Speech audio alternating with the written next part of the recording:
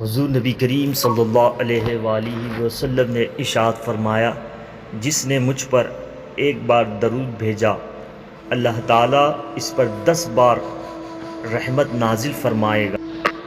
سبحان اللہ، ماشاء اللہ۔ حضور نبی کریم صلی اللہ علیہ وآلہ وسلم نے ارشاد فرمایا، اللہ تعالیٰ ایسے شخص کو اپنے عرش کے سائے میں جگہ دے گا جس نے تنہائی میں اللہ تعالیٰ کا ایسا ذکر کیا کہ اس کے آنسو جاری ہو گئے۔ سبحان اللہ۔ فرمان مصطفیٰ صلی اللہ علیہ وآلہ وسلم حضرت ابو ہریرہ رضی اللہ تعالی عنہ سے روایت ہے کہ انہوں نے کہا، حضور نبی کریم صلی اللہ علیہ وآلہ وسلم نے ارشاد فرمایا،